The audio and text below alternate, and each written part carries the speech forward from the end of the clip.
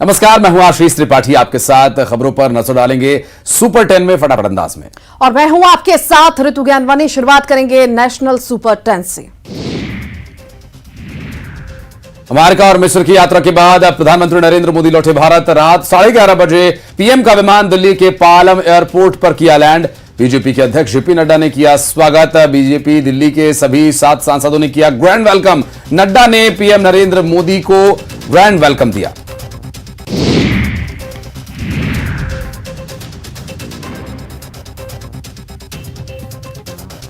अपने 2 दिन के मिस्र दौरे पर प्रधानमंत्री नरेंद्र मोदी ने काहिरा में गीजा के महान पिरामिड का दौरा किया। इस दौरान पीएम ने पिरामिड के इतिहास की ली जानकारी।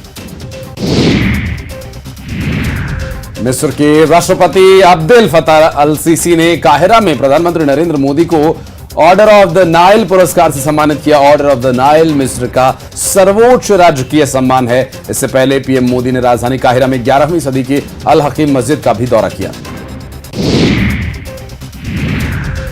देश में आपातकाल की बरसी पर पीएम मोदी ने ट्वीट कर कहा, आपातकाल के काले दिन को भुला नहीं सकते। आपातकाल के विरोध में खड़े होने वालों को भी किया याद। रक्षा मंत्री राजनाथ सिंह ने उत्तर प्रदेश के आगरा जिले में कागारौल ग्रामीण क्षेत्र में एक जनसभा को संबोधित किया और कांग्रेस को आड़े हाथों लिया। कहा, आज ही के दिन कांग्रेस ने देश में आपातकाल लगाया।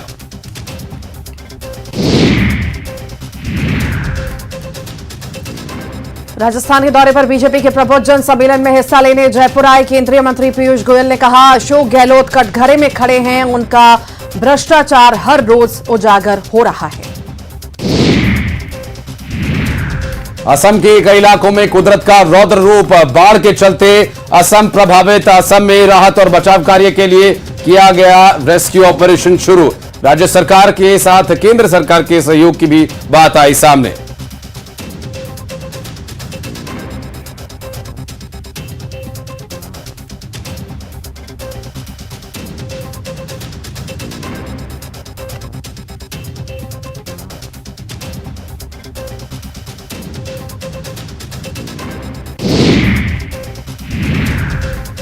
पश्चिम बंगाल के बांकुरा में 2 मालगाड़ियों में टक्कर हुई। दोनों गुड्स ट्रेनों के इंजन पलट गए, जिसके चलते रेलवे ट्रैक और मालगाड़ियों को भारी नुकसान पहुंचा।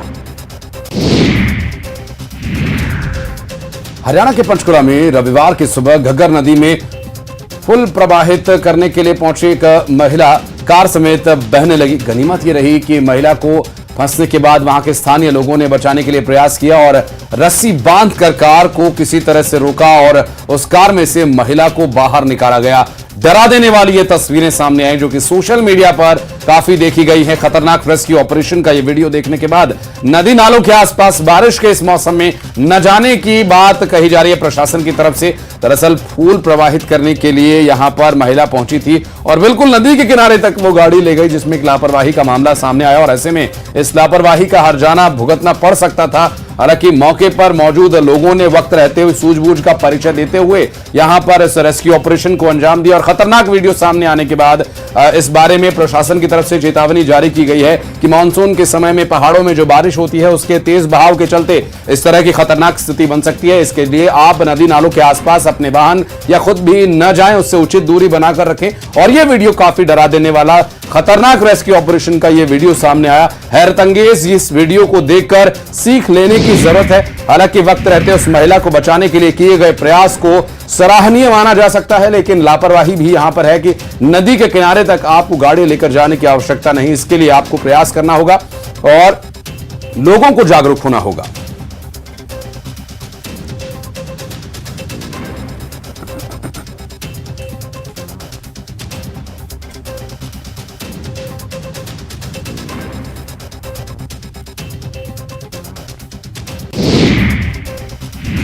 और बढ़ते हैं आगे और अब नजर डालेंगे मध्य प्रदेश सुपर 10 पर। मध्य प्रदेश में मानसून ने दस्तक दे दी है। शहडोल और मंडला के रास्ते मानसून की एमपी में एंट्री हुई। मौसम विभाग ने अगले 5 दिनों में एमपी के अलग अलग जिलों में भारी बारिश को लेकर अलर्ट जारी किया है।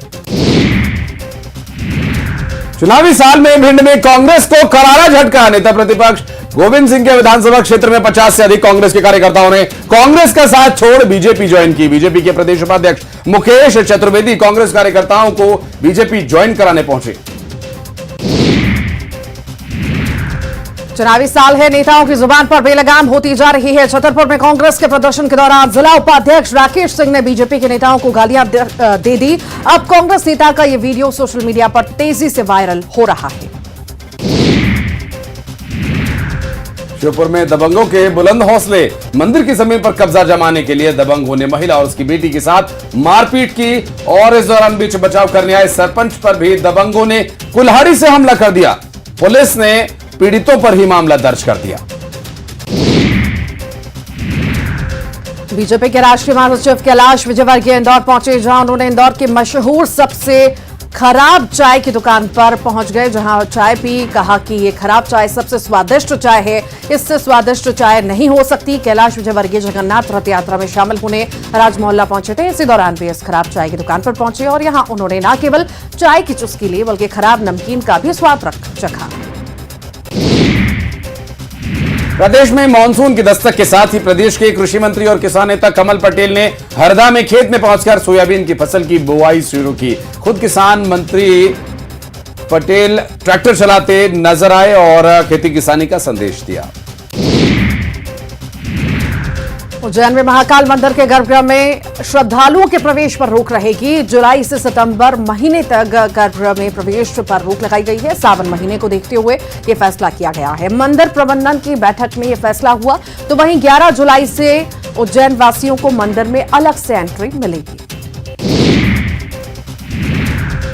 धार की अनम खान ने देश के साथ ही एमपी का मान बढ़ाया। अनम खान भारत की पहली खिलाड़ी बन गई हैं जिन्होंने एशिया चैंपियनशिप के ग्रैपलिंग जूनियर वर्ग मुकाबले में गोल्ड मेडल जीता। अनम खान ने कजाकिस्तान की ही प्रतिद्वंदी राजिया डर्बी को फाइनल मुकाबले में उन्हीं की धरती पर हराकर एक कीर्तिमान स्थापित किया।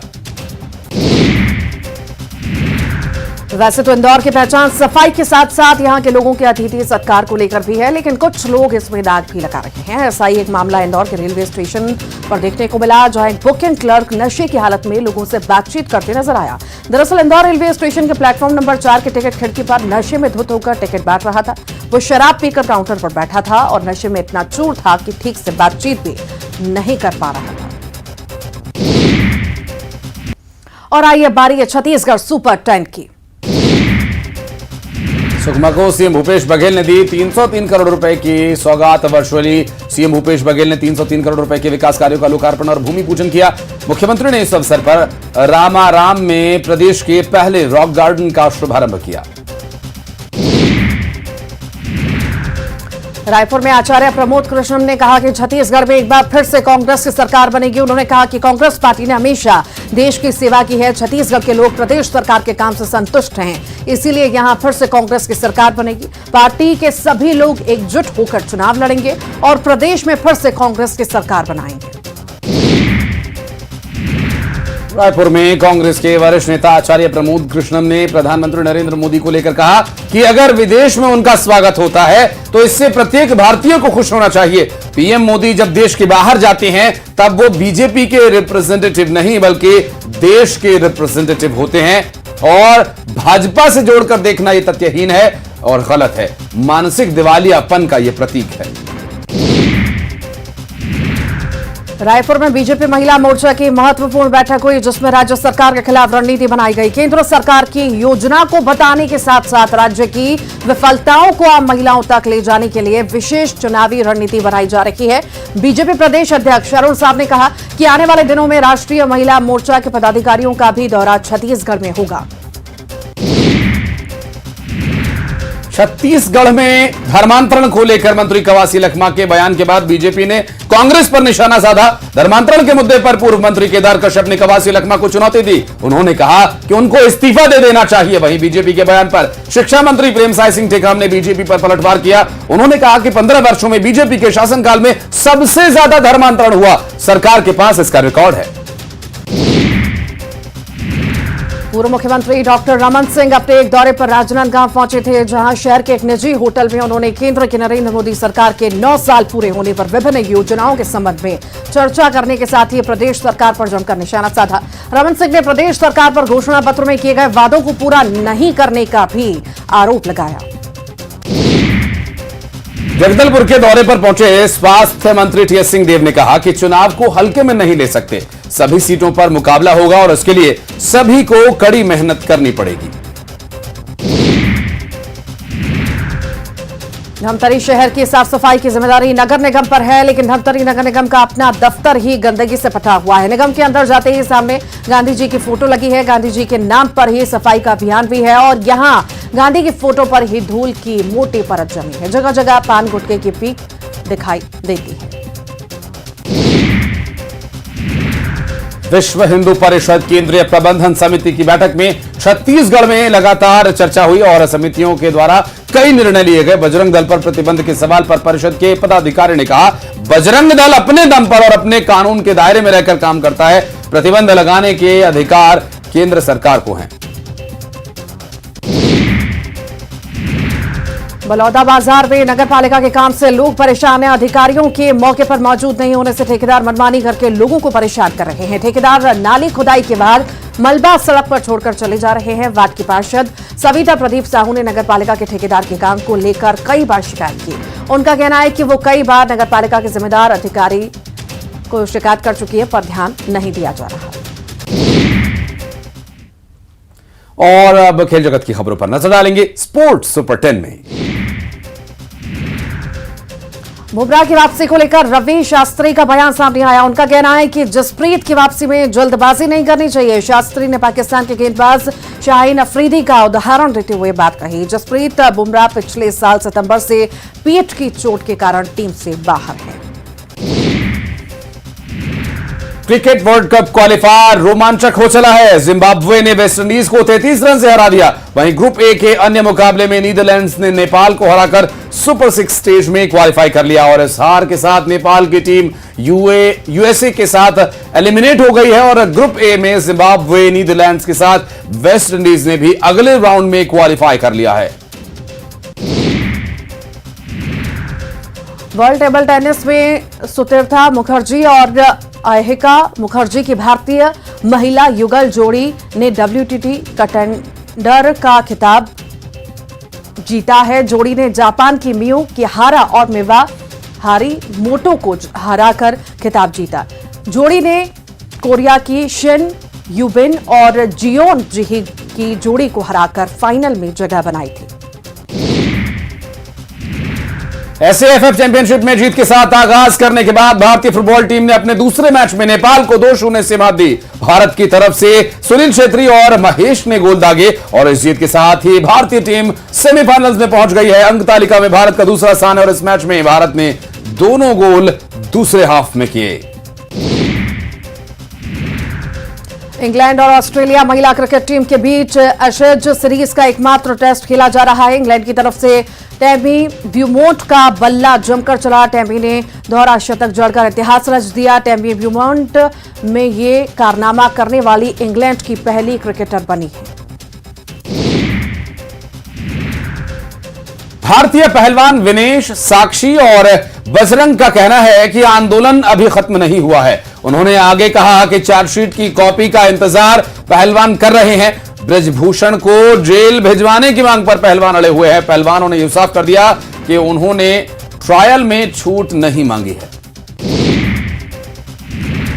भारतीय क्रिकेट टीम और वेस्टइंडीज क्रिकेट टीम के बीच 12 जुलाई से टेस्ट सीरीज की शुरुआत होगी। सीरीज से पहले कैरेबियाई बल्लेबाज जर्मन ब्लैकवुड ने कहा है कि अगर उन्हें भारत के खिलाफ अच्छा प्रदर्शन करना है तो उन्हें सकारात्मक मानसिकता पर लौटना होगा। विश्व कप क्वालिफायर्स में बीते शनिवार को वेस्टइंडीज को जिम्बाब्वे ने करारी शिकस्त दे दी। कैरेबियाई टीम के लिए एक और बुरी खबर आई, वो ये कि वेस्टइंडीज को स्लो ओवर रेट के चलते मैच का 60% जुर्माना लगा। ये सजा मैच रेफरी मोहम्मद जावेद ने सुनाई है। सुरेश रैना ने एक नई पारी की शुरुआत की। उन्होंने यूरोप के एम्स्टर्डम में एक रेस्टोरेंट खोल दिया और इस भारतीय रेस्टोरेंट को उन्होंने रैना नाम दिया है। रैना ने सोशल मीडिया के जरिए इस बात की जानकारी दी। भारतीय क्रिकेट टीम के कप्तान रोहित शर्मा ने अंतर्राष्ट्रीय क्रिकेट में अपने 16 साल पूरे कर लिए। 2007 में आयरलैंड क्रिकेट टीम के खिलाफ वनडे प्रारूप में पहला अंतर्राष्ट्रीय मैच उन्होंने खेला था। और आइए अब देखते हैं इंटरनेशनल सुपर 10। पाकिस्तान के पूर्व प्रधानमंत्री नवाज शरीफ लंदन से मुल्क लौटकर न सिर्फ चुनाव लड़ सकेंगे बल्कि जीतने पर एक बार फिर प्रधानमंत्री बन सकेंगे। पाकिस्तान की संसद ने लाइफ टाइम डिस्क्वालिफिकेशन को रद्द कर दिया है। नए कानून के तहत किसी भी सांसद को अब 5 साल से ज्यादा के लिए अयोग्य करार नहीं दिया जा सकेगा। रूस में गृहयुद्ध और तख्ता पलट का खतरा टल गया है। राष्ट्रपति व्लादिमीर पुतिन के खिलाफ बगावत करने वाली प्राइवेट आर्मी वैगनर के प्रमुख येवगेनी वी प्रिगोजिन ने अपने लड़ाकों को वापस लौटने का आदेश दिया है। अब ये प्राइवेट आर्मी अपने कैंपों की ओर लौट रही है। प्रिगोजिन भी रूस छोड़कर बेलारूस जाएंगे। अमेरिकी दौरे के आखिरी दिन प्रधानमंत्री नरेंद्र मोदी ने रोनाल्ड रीगन सेंटर में प्रवासी भारतीयों को संबोधित किया और इस दौरान पीएम ने कहा कि अमेरिका में ही H-1B वीजा रिन्यू हो जाएगा और इसके लिए बाहर नहीं जाना होगा। बता दें कि प्रवासियों को अगर अमेरिका में नौकरी करनी हो तो उन्हें H-1B लेना होता है। सिंगापुर में एक भारतीय शेफ को 3 महीने में 2 नाबालिग लड़कियों से छेड़छाड़ का दोषी पाया गया। इसके चलते उसे 3 महीने और 4 हफ्तों की सजा मिली है। दोषी का नाम सुशील कुमार है, जिसकी उम्र 44 साल बताई जा रही है। रिपोर्ट्स के मुताबिक सुशील ने एक लड़की से ट्रेन स्टेशन और एक से लिफ्ट में छेड़छाड़ की थी। चाइना इस मानसून भारत के नॉर्थ ईस्ट में वाटर बम से हमला कर सकता है। ब्रह्मपुत्र पर चाइना 60,000 मेगावाट का डैम बना रहा है, जिससे अरुणाचल और असम में पानी छोड़कर बाढ़ लाकर तबाही मचा सके। और भारत सरकार ने चाइना की इस चाल का मुंहतोड़ जवाब देने के लिए तैयारी कर ली है। भारत सरकार ने कहा कि चाइना की इस चाल पर पैनी नजर है और उससे निपटने के लिए अरुणाचल में बड़े स्तर पर प्रोजेक्ट का काम चल रहा है। चाइना वाटर बम से हमले की साजिश रच रहा है। नेपाल के प्रधानमंत्री पुष्पकमल दहल प्रचंड सितंबर में बीजिंग की आधिकारिक यात्रा की योजना बना रहे हैं। पिछले साल दिसंबर में पद संभालने के बाद प्रचंड की यह दूसरी विदेश यात्रा होगी। इससे पहले उन्होंने तीसरी बार पद संभालने के बाद अपनी पहली विदेश यात्रा के रूप में भारत का दौरा किया। सऊद ने न्यूज एजेंसी पीटीआई को बताया कि प्रचंड सितंबर में चीन की आधिकारिक यात्रा करेंगे। बांग्लादेश में पिछले लगभग 3.5 वर्षों में विवादास्पद डिजिटल सुरक्षा अधिनियम के तहत कुल 229 पत्रकारों को दोषी ठहराया गया। उनमें से लगभग 56 को गिरफ्तार कर लिया गया है। उन्हें बिना किसी जांच के मामला दर्ज होने के तुरंत बाद गिरफ्तार कर लिया गया। अफगानिस्तान के केंद्रीय बैंक या द अफगानिस्तान बैंक ने देश के विदेशी भंडारों में अरबों अमेरिकी डॉलर की रुकावट को दूर करने के लिए संयुक्त राष्ट्र से सहयोग मांगा है। बैंक ने शनिवार को एक बयान में ये जानकारी दी। बयान में कहा गया है कि अफगानिस्तान के लिए संयुक्त राष्ट्र के विशेष समन्वयक फेरिडुन सिनेरल ओगलू के साथ एक बैठक में डीएबी के गवर्नर मुल्ला हिदायतुल्ला बदरी ने बैंकिंग प्रतिबंधों को हटाने की मांग की है। और बढ़ते आगे, दिखाएंगे आपको माया नगरी की कुछ खबरें बॉलीवुड सुपर 10 में। हुमा कुरैशी की फिल्म तरला का ट्रेलर रिलीज हो चुका है। यह फिल्म लोकप्रिय शेफ और कुकबुक लेखक तरला दलाल की बायोपिक है और इस फिल्म में हुमा तरला दलाल की भूमिका निभा रही हैं। फिल्म में शारिब हाशमी उनके पति नलीन दलाल की भूमिका निभाते हुए दिखेंगे। Kangana Ranaut star film emergency के मेकर्स ने शनिवार को इसकी रिलीज डेट अनाउंस की और इसके साथ ही मेकर्स ने फिल्म का एक नया टीजर भी लॉन्च किया, जिसमें कंगना रनौत और अनुपम खेर नजर आ रहे हैं। फिल्म इस साल 24 नवंबर को रिलीज होगी। इसमें कंगना पूर्व प्रधानमंत्री इंदिरा गांधी के किरदार में नजर आएंगी। मलाइका अरोड़ा अक्सर अपनी ड्रेसिंग सेंस को लेकर चर्चा में रहती हैं। हालांकि हाल ही में उन्हें मुंबई एयरपोर्ट पर स्पॉट किया गया, जिसका एक वीडियो सामने आया। वीडियो में 49 साल की मलाइका स्टाइलिश लुक में नजर आ रही हैं। एयरपोर्ट पर एक्ट्रेस ने ब्लू डेनिम जैकेट के साथ व्हाइट टॉप और ब्लू जीन्स पहनी हुई है। नेपाल में कुछ जगहों पर बॉलीवुड फिल्म्स पर लगा बैन अब हटा लिया गया। हालांकि आदि पुरुष की स्क्रीनिंग पर रोक बरकरार है। नेपाल की कोर्ट का कहना है कि जिस फिल्म को सेंसर बोर्ड पास करता है उसकी स्क्रीनिंग को रोका नहीं जाएगा। शुक्रवार से सभी हिंदी फिल्म्स का फिर से प्रीमियर स्टार्ट हो चुका है। आदि पुरुष के मेकर्स के खिलाफ लोगों का गुस्सा शांत नहीं हो रहा। मुकेश खन्ना ने मनोज मुंतशिर और ओम राउत पर फिर निशाना साधा। मुकेश ने कहा कि हनुमान जी भगवान नहीं हैं, ये सभी को पता है, उन्हें तो अमर होने का वरदान मिला है। दरअसल फिल्म के राइटर मनोज मुंतशिर ने कहा कि हनुमान जी भगवान नहीं थे, लेकिन फिल्म में उन्हें भगवान की तरह दिखाया गया है। और सुपर 10 में फिलहाल इतना ही। आप देखते रहिए न्यूज़ 18 MPCG।